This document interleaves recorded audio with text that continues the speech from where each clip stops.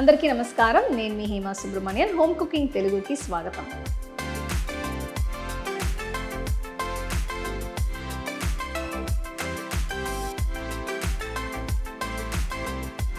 మనం రెగ్యులర్గా బ్రేక్ఫాస్ట్కి ఇడ్లీస్ తింటాం, కానీ నేను మీకు ఇవాళ ఇడ్లీస్తో ఒక మంచి స్నాక్ ఐటమ్ చూపించబోతున్నాను.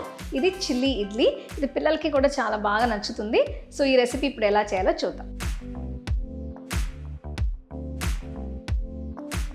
చిల్లీ ఇడ్లీ రెసిపీ కోసం నేను 10 ఫ్రెష్ ఇడ్లీలని వాడుతున్నాను.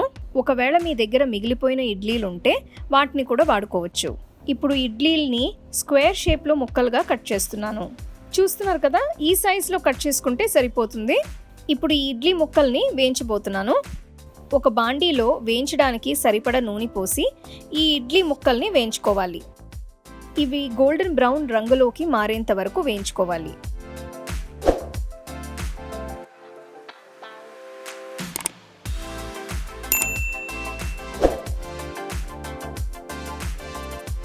ఇప్పుడు వీటిని పక్కన పెట్టుకుని ఒక ప్యాన్లో కొద్దిగా నూనె వేస్తున్నాను.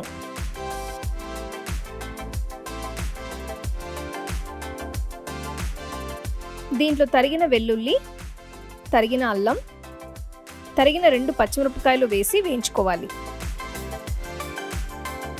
ఇవి వేగిన తర్వాత ఇలా స్క్వేర్ షేప్లో కట్ చేసుకున్న ఒక ఉల్లిపాయ ముక్కల్ని వేస్తున్నాను.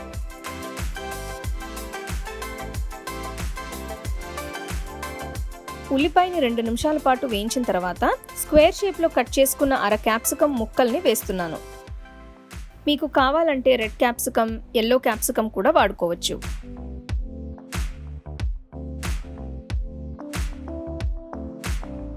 ఇవి 2-3 నిమిషాల పాటు వేయించుకోవాలి. ఇలా చేస్తే తినేటప్పుడు క్రంచీగా తగులుతూ బాగుంటాయి. ఇప్పుడు 1 teaspoon soya sauce, 2 table స్పూన్లు చిల్లీ సాస్,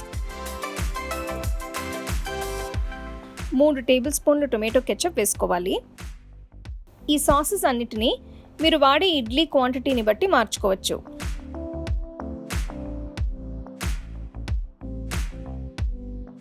ఇప్పుడు వీటన్నిటిని నెమ్మదిగా కలిపి రుచికి తగ్గట్లుగా ఉప్పు, మిరియాల పొడి వేస్తున్నాను. ఇడ్లీ ముక్కలు వేసే ముందు సాస్ ఎక్కువ ఉండేట్టు చూసుకోవాలి. అప్పుడే అది ఇడ్లీ ముక్కలకి మొత్తం బాగా పడుతుంది. ఒకవేళ తగ్గినట్టు అనిపిస్తే కరెక్ట్ కన్సిస్టెన్సీ వచ్చేట్టు కొద్దిగా సాస్ని యాడ్ చేసుకోవచ్చు. ఇప్పుడు మనం వేయించి పెట్టుకున్న ఇడ్లీ ముక్కల్ని వేస్తున్నాను. ఇప్పుడు అంతా ఒకసారి నెమ్మదిగా కలయపెట్టుకోవాలి.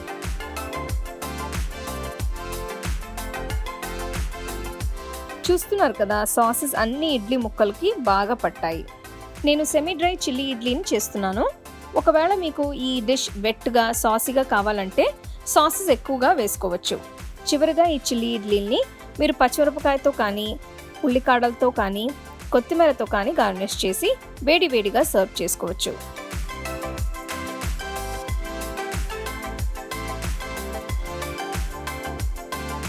చూసారు కదా, చిల్లీ ఇడ్లీ ఎంత బాగుందో. చాలా త్వరగా మనం చేసుకోవచ్చు. ఇది ఒక మంచి లంచ్ బాక్స్ రెసిపీ. పిల్లల కోసం మీరు కొంచెం పచ్చిమిరపకాయలు తగ్గించి వేసుకోవచ్చు. సో మనం ఇడ్లీలు ఎప్పుడూ చట్నీ కానీ సాంబార్తో తింటాము, కానీ ఈ రెసిపీ చాలా డిఫరెంట్గా ఉంటుంది. సో తప్పకుండా మీరు ఇడ్లీలతో ఈ చిల్లీ ఇడ్లీ ట్రై చేసి చూడండి. You can get a copy of our first edition of the home cooking book on 21 frames.